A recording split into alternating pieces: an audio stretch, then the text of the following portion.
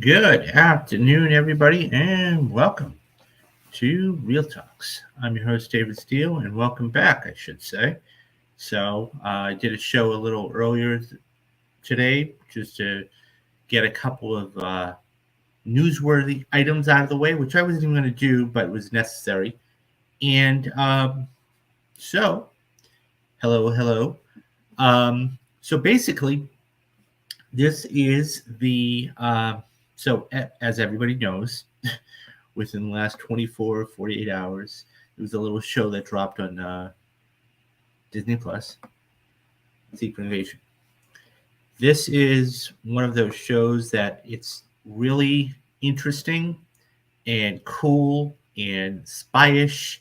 And from what I have heard, let's go back a couple things. Number one, it's only 6 episodes. So guys, every single week on Thursday, you guys are going to be getting another Secret Invasion episode. Okay, these are all going to be spoiler casts. I'm not going to hold back. So it even says it in the prologue there.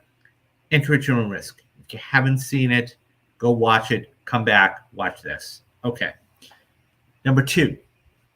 So this is a little, I would even call it a mini series, a limited series, if you will, about. It's got a spy aspect to it. Of course, Nick Fury is the spy, the ultimate spy. And so it really worked. So it's going to be going off for the next 6 weeks. So this isn't going to be like an 18 episode thing like Daredevil Reborn or whatever. So we've only got this till maybe August, if that. So, and that's good. I think that's good because the longer you drag things out, the more it can become redundant. So, anyways, so this whole thing, and it's even interconnecting, and I'm going to get into a couple things in a couple minutes. So, so it dropped the other night, and I watched it, and it was a good length too. I got to be honest about that. It was a good length. It was about 45 minutes, and with credits and everything else, and that was fine. And there's a couple of different things that I noticed right off the top. So, Kevin says Osaka and Secret Invasion will get nominations. I have no doubt about that. And it's something. So you bring up an interesting point about Emmy nominations. Hulu is eventually going to fold into Disney. Yeah, I have no doubt about that either. So you bring up an interesting point about Emmy nominations. So the same DP, okay, that just did one of the greatest shows of still in this year, okay, in The Last of Us, is actually the DP on the show. So I think that's something to be said right there. So it's going to be good in that respect. He knows what he's doing, and he's done a couple of other shows in the past. So if he did The Last of Us, which blew up, and now he's doing this, look out. A couple of things that I really noticed right off the top. And so I cannot go without saying. So since we're at the beginning of this, let's start from the very beginning. Because there is, as somebody said the other day, there is an elephant in the room. And the elephant in the room is the opening. And the opening is something that really a lot of people had a lot of problems with. And it wasn't because of the graphics or anything else. Because it was made with artificial intelligence. So anybody who is not familiar with it, okay, artificial intelligence is one of those things that it's definitely been a problem for the last, I would say, couple of years. And especially because right now we're in a writer's strike. And so let me dive into the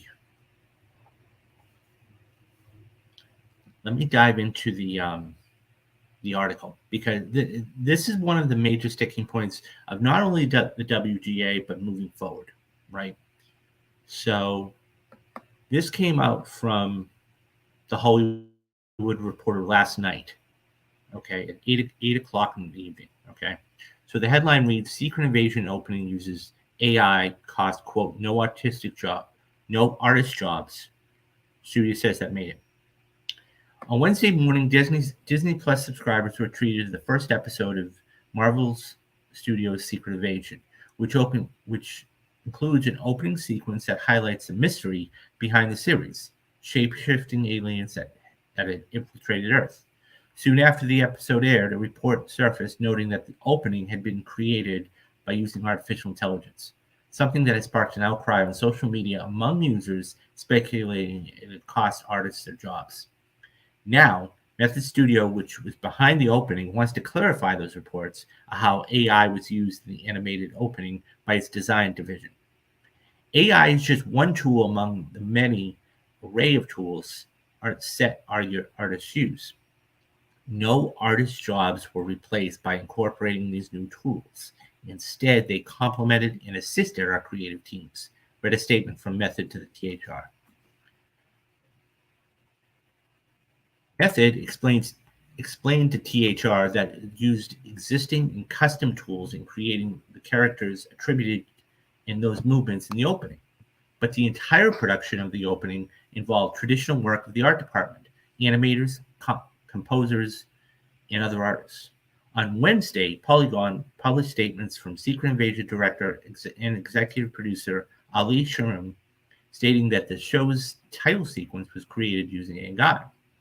He was quoted as saying he didn't, quote, really understand, end quote, how it worked.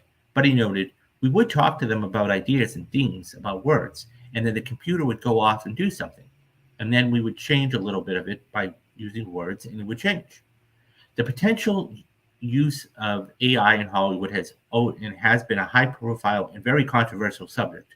So word quickly spread about its use on Secret Invasion, which stars Samuel L. Jackson as he reprises his role as Nick Fury.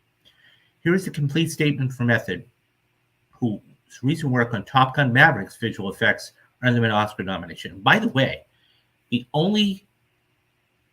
Top Gun Maverick, as everybody knows, grossed over $1.5 billion. So I went to a Q&A with Joseph Kosinski, the director. He said the only AI the only CGI that was used was for the skins of the plane. So, for example, when they're up in the air, that's a completely different thing, because guess what? They don't make an F-14 Tomcat anymore. They just don't. They decommissioned those years ago. So here's the statement. Working on Secret Invasion, a captivating show exploring the infiltration of aliens into human society, provided an exceptional opportunity to delve into the intriguing realm of AI, specifically for creating unique characters, attributes, and movements. Using a custom AI tool for this particular element perfectly aligned with the project's overall theme and desired aesthetic. The production process was highly collaborative and innovative, with a dedicated focus on the specific application of the AI toolset. It involves a tremendous effort by talented art directions, animators, proficient in both 2D and 3D, artists, and developers who employed conventional techniques to craft all the other aspects of the project. However, it is crucial to emphasize that while the AI component provided optimal results, AI is just one tool among the array of tool sets our artists use. No artist jobs were replaced by incorporating these new tools. Instead, they complemented and assisted our creative teams. Method Studio's team of designers skillfully leveraged the power of both existing and custom AI tools to apply the otherworldly alien look. The entire process is guided by the expert art direction encompassed the initial storyboard phase, illustration, AI generation, 2D and 3D, and culminated in the final composition stage. Okay, let's talk about this because it needs to be. First of all, I understand the dilemma. Okay, so actually, let's that comes in. He says, the AI brought out the worst in people on Twitter, Reddit, everywhere. For every person that said they weren't going to watch the series, 5 or more people will. Yeah, you're right.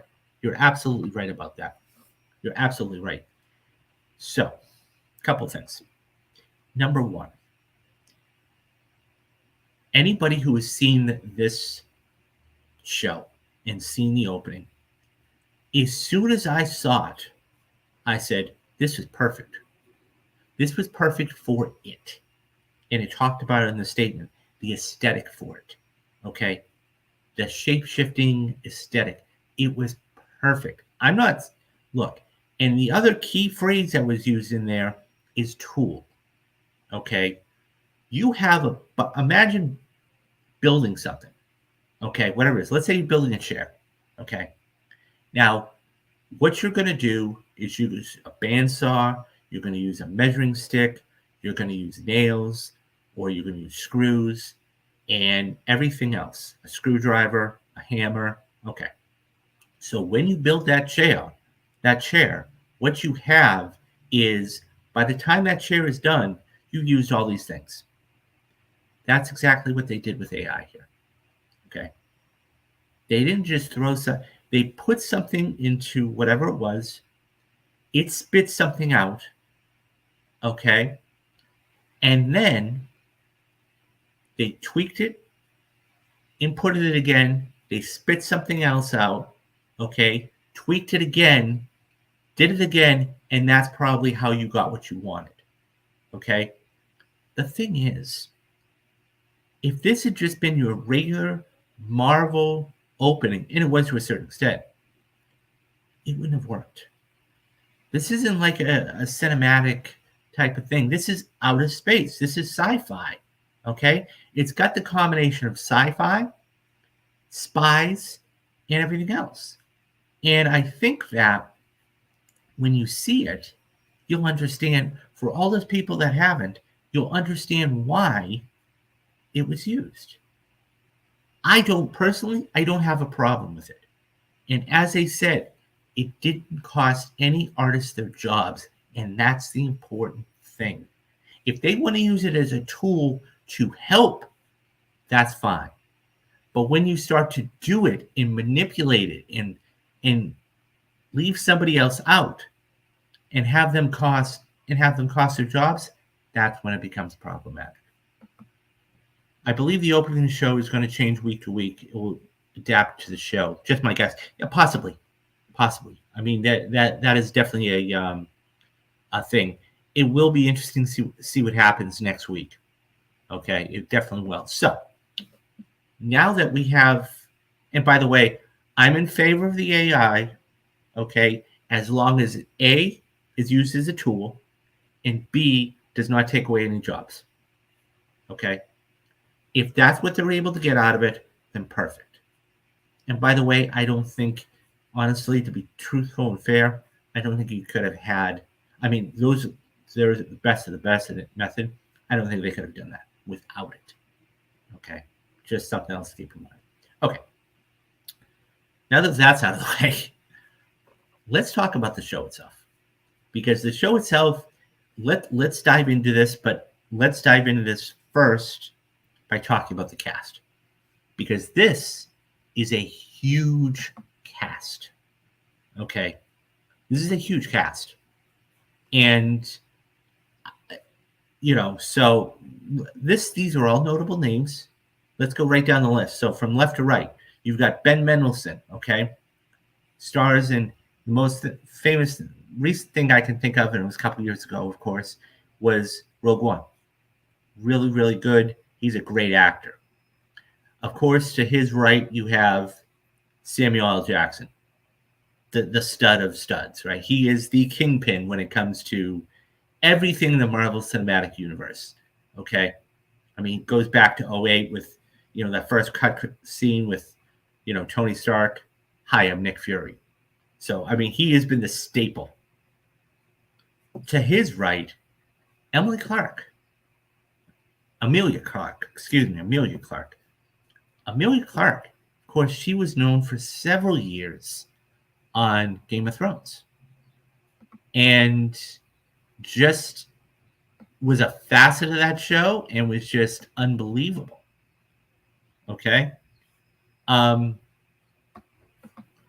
to her right, you have Olivia Colman, 2-time Academy Award winner Olivia Colman. That shows you something, right? The fact that they're able to go get a 2-time Academy Award winner and have her be in that was fantastic.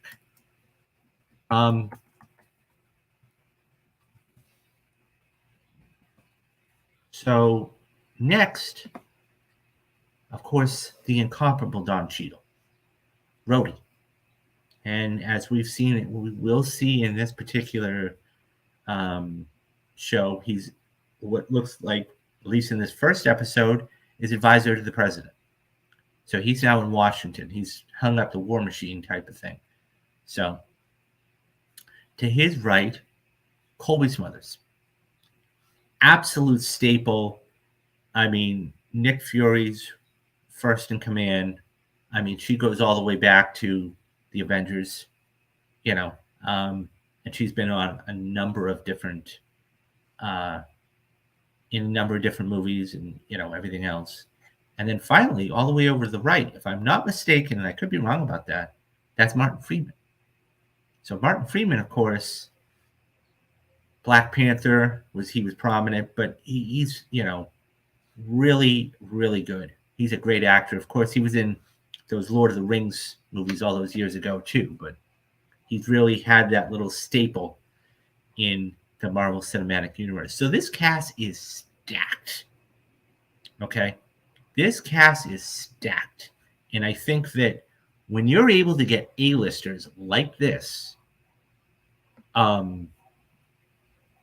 fantastic.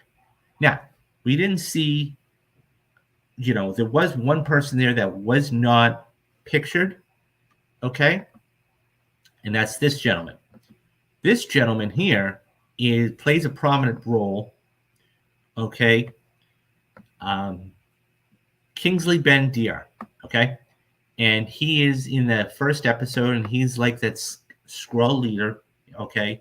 And so he is a major facet in this. That being said, let me talk about a couple of things too. First and foremost, I loved the callbacks. So anybody who's not familiar with a callback is you watch a movie and then they talk about something else in another movie. Okay, so for example, even Maria talked about it, basically talking about the blip, and then somebody else had made the reference of Captain Marvel. So because that's where this whole thing came from. Okay, it was a Captain Marvel, and I have a feeling there will be some connection down the road in the Marvels in some way, shape, or form. So he played the Skrull leader. Now, Skrulls, they're bad people. Let's just put it like this. But the cool thing about them is that they can take any form. They're shapeshifters, right? So all they got to do is touch you, and then they'll be able to take your form and whatever else. Loved it. I mean, it's one of those things where so when it opens, like that was the cool thing. When it opens, we see Martin Freeman's character talking to this guy who is a little bit crazed, but he eventually had to kill him. But it was one of those things where, I mean, I thought the guy was a Skrull to begin with. So, but it went, so it was self-defense and everything else. So a couple of things. Great backstory. The great backstory given by the agent or agents. So talking about the history because let's face it, one thing that Marvel has done, not a lot of people saw Captain Marvel, but they've totally forgotten about this. So it's like we need a little refresher course to keep up to date about this. So that was a great little thing in itself. The chase. So the So during that chase there, a little further in, so when one of them is running away from the other one, and he runs into a building, and you just see the lights turn on sequentially. I thought that was really, really cool. Okay. And that was cool in itself. We're treated with a Skrull early on. So that scene in the alley where Maria comes in, and so you see that one of the Skrulls is dead because he catches him. Okay. And he shoots him. And then it was a beautiful job of lighting because, I won't say the oldest trick in the book, but one of the tricks is you can really, and it's been done a couple of times, whether it's like Goodfellas or here or a couple other places, is use the headlights, right? You use the headlights to actually light it up, okay, in the dark. And then I love that over the top shot there, and that was used a couple times. That ES, that establishing shot, was used a couple of times, 2 or 3 times, and it was done effectively. It wasn't overused at all. As I said, going back to the opening, I could see why the AI was used. And by the way, we jumped right into this. This is not like, okay, we get a little 2 minutes and then, no, we get a good 4 or 5 minutes to establish everything. Okay? We establish Mark Freeman's character. We establish with this doctor at the moment. We see Colby Smothers' character. So we're not just a couple minutes. We get a good 4 or 5 minutes, and then you get the opening because they want you to be immersed in it. Really enjoyed that. Amelia Clark. So let me go back to a couple of the performances real quick. Nick Fury, Amelia Clark, I thought she was really good. I mean, so she is the villain here, okay, or one of the villains, and I thought she was really good. I thought because we hadn't seen this kind of villain or this kind of devious type of person, and there obviously is some relationship between Martin Freeman's character and her because they, he was talking about her mother, okay? So it looks like that he might have been there when she passed. And so she's having to deal with this. It looks kind of like she's not wanting to do this, but she's having to do it. That's going to be an interesting little thing as we move on. So let's move on. So, I mean, one of the first shots of the show is after that as we see Fury. I loved when we're talking about aliens. Big spaceship comes, okay, beams down, and you see a white light. And then these doors open, and it looks just like the alien. And so, actually, Dad says, Amelia Clark, I think she's playing Talos' daughter. Okay. That makes sense. Makes sense. Yeah, I could see that. So what ends up happening, I mean, you see the bright light and then, and then you see the doors open and you see the little black figure looking just like an alien. And Fury steps up. And I'm like, okay. So, of course, he's being returned to Earth so he can fight these Skrulls. And as you can see here in this picture, he's a little rough around the edges. Right? He's got the beard. He's got the grayish beard. He just looks rough around the edges. So he gets the call, finally he meets up with Colby Smothers' character. And so it's Maria Hill. I keep forgetting her name for some reason. But he meets up with Maria and then, Ben Mendelsohn's character, and they have to stop this plot. And so a couple of the other things. Number one, MacGuffin. So basically they have to stop these dirty bombs.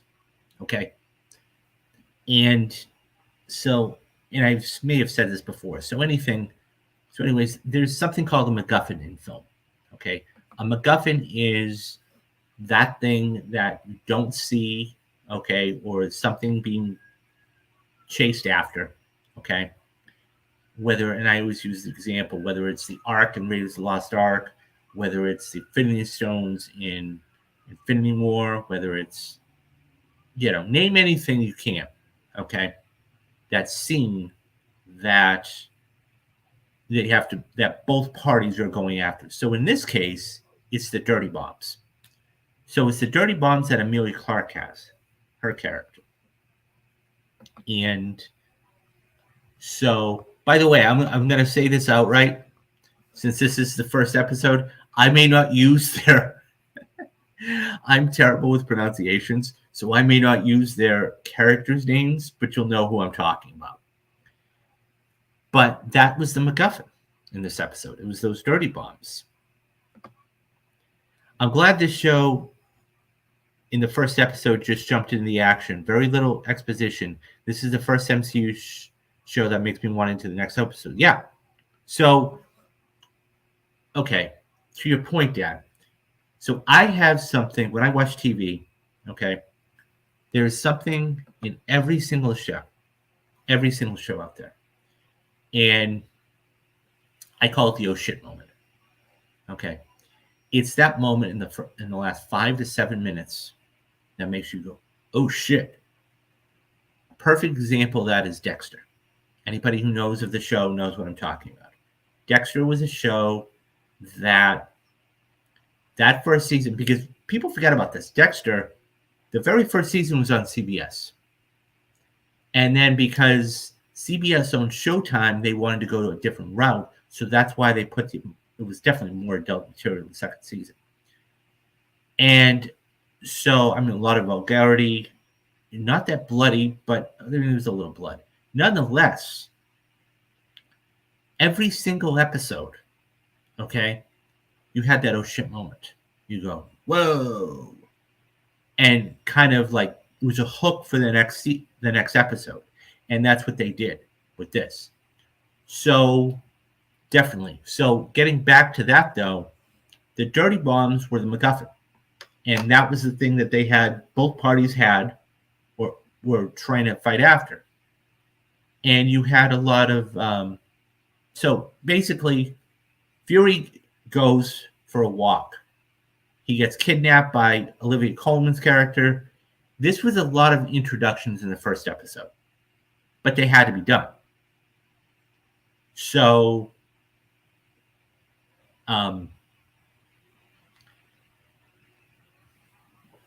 so they had to be done. And basically, once we start to get further into this, it's going to be more relevant. Now, I think you're right about the action.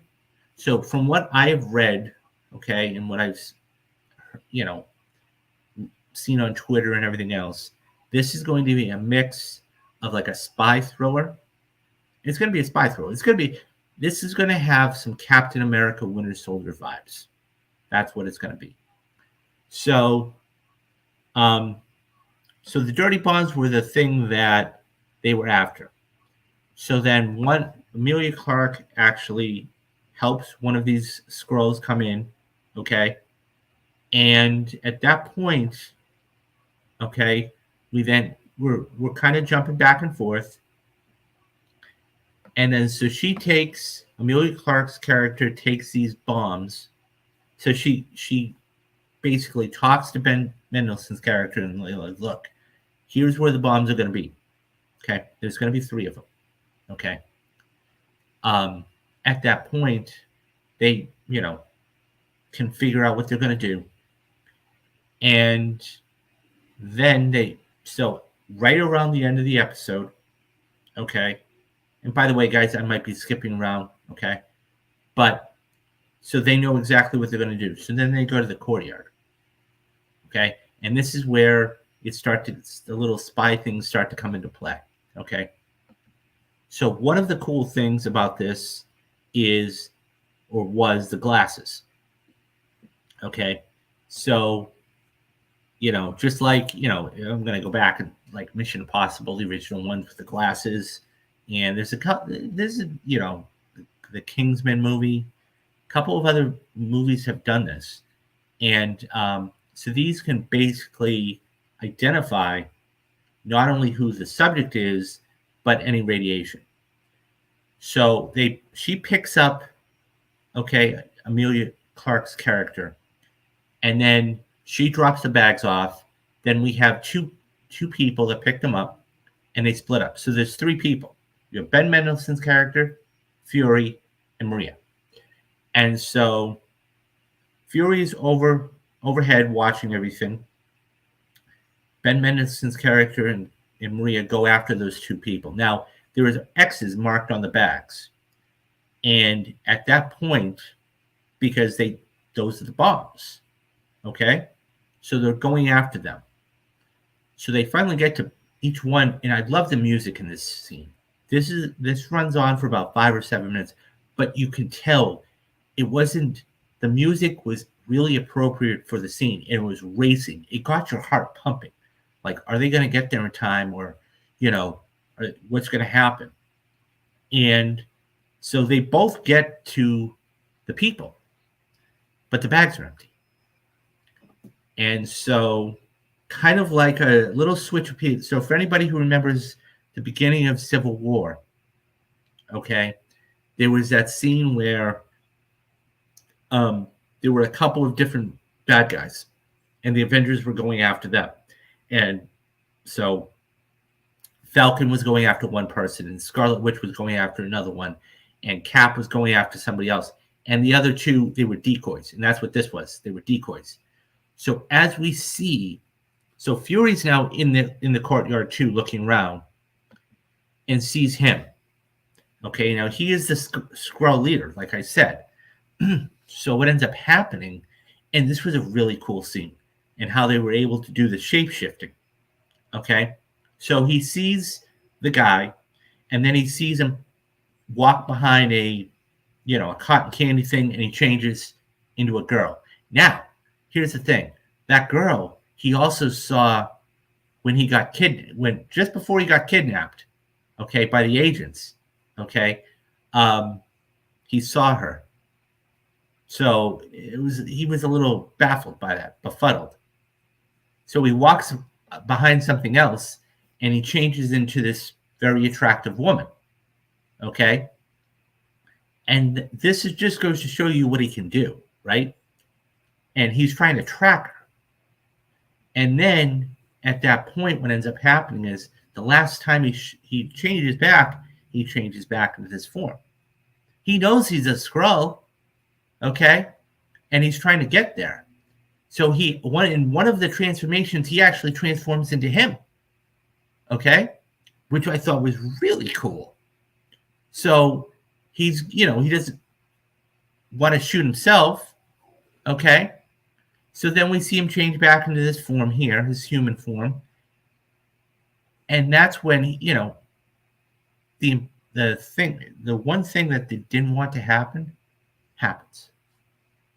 And it's, in all essence, it's like the part of a movie. It's called, there's a plot point called the point of no return. And he just looks at Fury, and he takes the thing out, and he shoots, and the bomb goes off. Not one bomb, not two bombs, but 3 bombs go off. And, of course, this ends. It's chaos. So when he changes into Fury, okay, when that Skrull changes into Fury, Maria's right there. And, he's like, oh, Nick, boom. She shoots, the Skrull shoots him. So now she's down, okay? And, of course, he gets away, and now she's laying there. And as the episode closes, to your point, Dad, about jumping into the action, wanting more, this is the hook for next week, okay? Maria is gone. Maria Hill is gone. So now it's one of those things where, okay, how do we deal with this? So we have Skrulls in the loose. We don't have any leads. Okay. We now have to deal with the death of an agent. Okay. And now we're trying to find, Amelia Clark's character. So it's one of those things where, how is this all going to play out? And we established, and you're probably right about that, there was a relationship between Ben Mendelsohn and Amelia Clark. What's that relationship? So there's a lot of, so that's what the opening episode of any show is supposed to do. Okay. It's supposed to do a couple things. Number one, it's supposed to establish the characters. Okay. Number two, it's supposed to establish the storyline. Okay. And the character arcs. And number three, where is it going to go? All those things were established. So this is going to get better and better and better as the weeks go along. I really enjoyed it. It had that right mix of spy thriller and Skrull, and even the callbacks. It was that perfect mix. It was not it wasn't too dependent on one thing. Do you remember the little girl Skrull at the end of Captain Marvel? Okay. It's been a while since I've seen Captain Marvel, but okay. I think I remember. Yeah. At the very end. Okay. Yeah, it's been a while, but okay. Good to know. Thank you. And so that's the other thing it makes you do, right? Is what he was talking about. It makes you go back. That's the genius about it, right? That's the genius about it. So, because they actually bring up Captain Marvel by name, okay? They will, I mark my words, they will, I wouldn't be shocked, and we won't know, but I wouldn't be shocked if Disney Plus, you see a surge in Captain Marvel in Disney Plus, because it's fascinating. Right after the episode was over, they always give suggestions. Right after the episode was over, Captain Marvel came up for a suggestion. So, but that's what it's going to do. It's going to make you go back and watch a couple of these other movies to refresh yourself, to go, oh, really? Because people forget about that. I did. So this looks really good. This looks really good. And I think, 6 episodes, it seems too short. But remember, this is exactly what they did with WandaVision. This is exactly what they did with WandaVision. When WandaVision came out, it wasn't that popular. They knew it was coming out. And this week-by-week model, and this is where Netflix and everything else differ, when it's a week-by-week model, okay, the anticipation grows, the speculation grows, the questions grow. What's going to happen there? What's going to happen with that character? And it builds, and it builds, and it builds, and it builds. And next thing you know, you're at episode 5, and you're like, oh my God, I can't wait for the finale. People are going to be losing their minds for the finale. And that's the thing, that when you have a show or a streaming service like a Netflix, okay, that drops everything at once, it's one of those things where you binge the whole, it's like Cobra Kai. You binge the whole thing and it's over. And you've got to wait 6 weeks or 6 months, sometimes a year.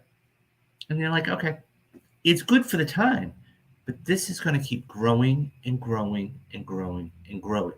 And I would be shocked. And I didn't, you know what? I didn't look.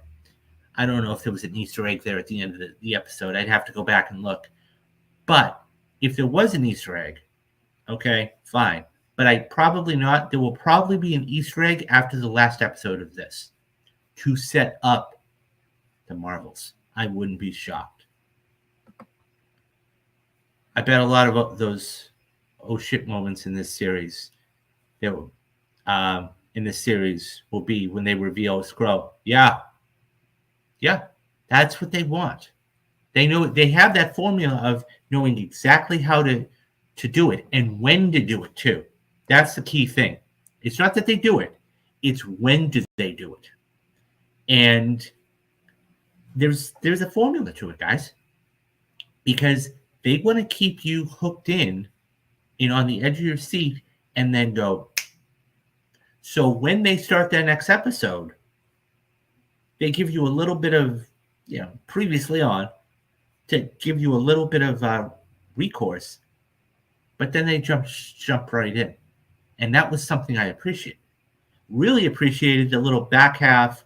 The agents talked about the Skrulls because it's been years since I've seen Captain Marvel. But I mean, I knew of them. This looks really good. It looks really good. It's it's a shame. And here's the other thing too. Keep this in mind. They actually moved back, which I think is going to be a good thing in the grand scheme of things. They actually moved back the Marvels. The Marvels was supposed to come out in July, the middle of July. So I think them actually moving it back and doing that, that's going to be huge. That's going to be huge. I can't wait. So I think this overall, okay, I think this was a very good starting episode. It did everything you wanted to do. It reestablished characters, okay? It gave you new characters, and we see what's going to end up happening. And don't forget, like I said, I mean, that we're going to get more with Rhodey in this, I think, than people really realize, okay? And, I love Don Cheadle in itself, but yeah, I think Amelia Clark's going to be great. I think Don Cheadle's going to be great. Olivia Colman's going to be great. And this is all, people forget, this is all stemming out of, 10 years. It's going to be 10 years next year, guys, that two of the biggest Marvel films came out. Okay. This series will set up Armor Wars. Okay. I'll have to get updated on that. And I've heard of it. I'm not that depth about it. But it's going to be 10 years, guys, next year, since two of the biggest films. I mean, I really think one of them saved the MCU, and that's Captain America Winter Soldier. Hands down, twice on Sunday. Because if you look what ended up happening, I mean, the Russos, what they did with that, so you had that political thriller, okay? It was a spy thriller, and then you had the action. That's what this is shaping up to be, okay? Maybe not the political aspect of it, but definitely the spy aspect of it. I mean, we've seen it now with like the glasses. I'm sure we're going to get more gadgets as the weeks move along. Fury was great. I mean, Samuel Jackson was great. This is a stacked cast. I can't wait for the second episode, because it's now what a good opening episode should do is make you want more. Right? A good opening episode should make you want more. And that's what this is going to do. You want to get into next week. Now, I personally am not going to watch any of the teases or the trailer for the next episode. I want to go in completely blind. I mean, I knew what the show was about, okay? But I'm not going to be like, oh my God, I got to watch everything. I want to go in completely blind. So, yeah. This looks really good. And I think this is the perfect break we need too, right? Because we just had Guardians come out in May. This is coming out now. Now we're going to get a little bit of a lull till November. Okay. And I think this is going to keep people their appetite just full enough that they can wait 3, 4, 5 months, okay, and then have the Marvels come out. And that's why I think the Marvels is going to be very successful. Now, is it going to make $1 billion? That's yet to be seen, okay? I wouldn't be shocked, too, if you see some sort of reference to Miss Marvel in this. Because that, I mean, you've seen Captain Marvel, or you've heard a reference to Captain Marvel. You've heard the blip talked about twice. I wouldn't be shocked to see or hear about a Captain Marvel reference. It only makes sense because you have the Marvels in November. So, I sent you okay, cool. I will definitely check that out. But yeah, I can't wait for the second episode. I think I'm in. I can't wait. And this is going to be a good series, guys. So stay tuned for all that. And the thing is, too, last thing I'll say is this. I am not, truth be told, I'm not the biggest comic book fan in the world. I mean, I know Marvel because of the movies and everything else, but I like good stories. And this is a good story. And I think this is going to be very good moving forward. So it's also fascinating, too. So you take a look at this picture, right? Okay. You can tell from movie posters and pictures. This was from Marvel Studios, by the way, this picture. Okay. You can tell who's like the most important and who's the least important, right? So Maria Hill, all the way over there on the right, we assume she's dead. She is dead. She's gone. No more. Okay. Martin Freeman's character is pretty important, right? So we have Emilia Clarke's character, who really is more of a vessel than anything else. Okay. The Skrull, okay, is very important. Okay. And then, of course, in the middle, in the front, is Nick Fury, Samuel L. Jackson.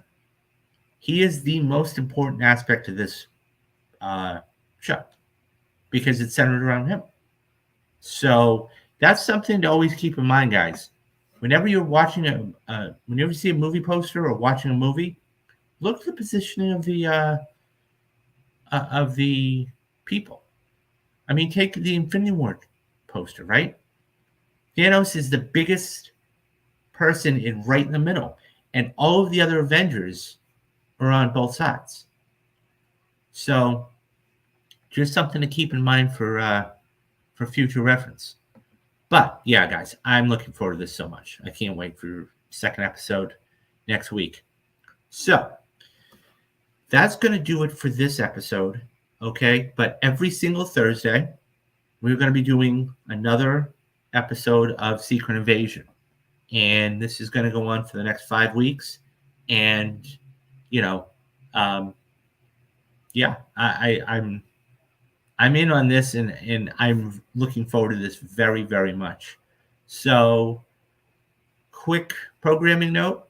Tomorrow, I know I said I wasn't going to do a show today. Tomorrow, we're going to have, you guys are going to be getting a new Mission Impossible movie. So, tomorrow is going to be Mission Impossible Ghost Protocol. And that is the 4th in the series. I really enjoyed it. This is when things really start to come off the chains, right? I mean, we always think of Mission Impossible, but it's the last 3 films that really make your head spin and go, oh my God, he did what? So the last three stunts, major stunts that he did, Ghost Protocol, and by the way, guys, go back and watch the YouTube stuff. It's fascinating. But the last 3 stunts he did, he was hanging off the side of the world's tallest building. They actually had to manipulate and get building codes and everything else and change the structure of the building to accompany this. Okay. That's Ghost Protocol. And by the way, he's hanging off the side of an airplane. If that wasn't good enough, right? He's hanging off the side of an airplane. Like, okay. Then you had Rogue Nation. And Rogue Nation is one of those things where just another, and that was one thing that they did very well about it. It was linear. A couple of franchises have tried to do it. They actually did it well. It was only two things.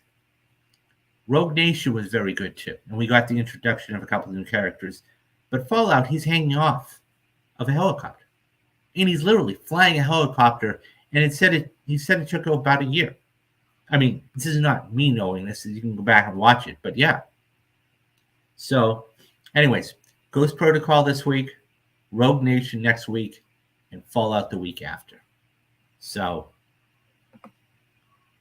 the show was good 8 to 10. Hey, Meadow, how are you?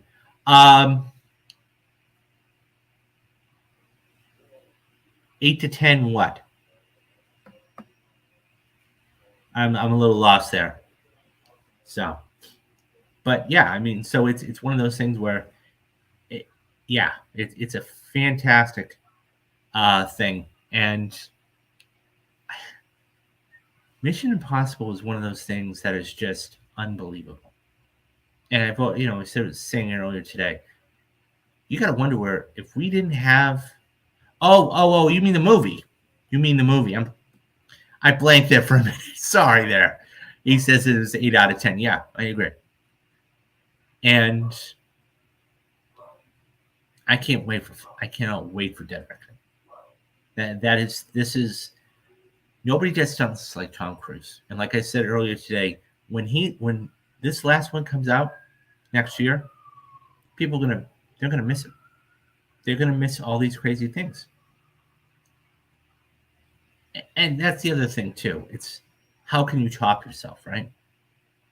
Like I'm sure they're planning something so ridiculous for that. But yeah. So yeah, Fallout or Ghost Protocols tomorrow. So Secret Invasion Thursdays. We'll have Mission Impossible Fridays, and then because there is not a big film coming out, okay. Ask Me Anything is going to be Saturday this week. And then break on Sunday. And then we'll be back on it on Monday. So, yeah. I mean, and I'm going to try and get a schedule down for myself to get all this stuff done. I'm also putting up the show from today's show. So I've already got a couple stories up.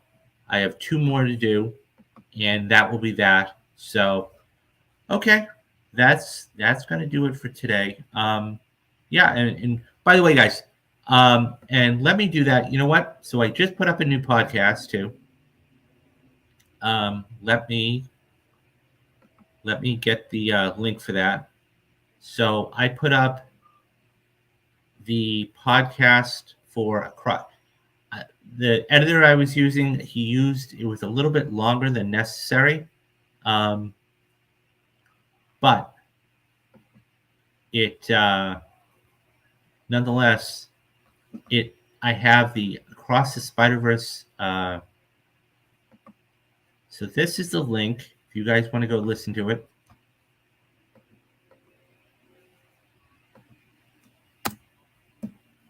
That is the link for the Across the Spider-Verse podcast. And thought about the Oh, so I saw that. That's crazy. So there is a story out there, and actually one of my good friends, Kit Stone, she actually sent me the thing for it. So according to reports, and this just goes to show you stockholders, what stockholder powers have stockholders. According to reports, WB is looking to sell off about $500 million worth of IP and music. And I said it before. Okay, Zaslav he's a business guy and everything else, and he doesn't care about anything. He's just trying to cut costs, and he doesn't care about the importance of it. He's all about money. I, I don't know what's going to happen. I really don't, because I like to think that Spielberg and Scorsese, I mean, even TCM, I like to think they can stop him. I don't think he cares one way or the other. I think he's there just to listen to him, and that's it. That's it. I think he's going to do exactly what he wants to do. And there's nothing anybody can do about it. That's the sad thing. It's not like he's got a board of directors, or he can do whatever he wants. He's the CEO of the company. So if he wants to sell off Batman movies and IP and everything, he can do that. But the thing is, he knows what kind of debt he inherited with this. Okay? Like, the thing is, $1 billion. Just did a story earlier this week. $1 billion worth of debt between those 4 films. Aquaman, Flash, Shazam, and Blue Beetle for marketing. You got to get it back somehow. So, anyways. Yeah, that's what I was just talking about, Antonius. That's what I was just talking about. Yeah. So, I hate businessmen like him. I understand his business, but, that's just a wait and see type of thing. I hope somehow he comes to his senses and they take care of it. But anyways, guys, so that's going to do it for today. So we got Mission Impossible tomorrow. Come back here next week for Secret Invasion Spoilercast episode 2. And then, as I said, tomorrow's Ghost Protocol. And then Saturday's Ask Me Anything. So do the 3 things you need to do, guys. Be safe, be careful, and have a great rest of the day. I am your David Steele, and you have been watching Real Talks. Bye-bye, guys.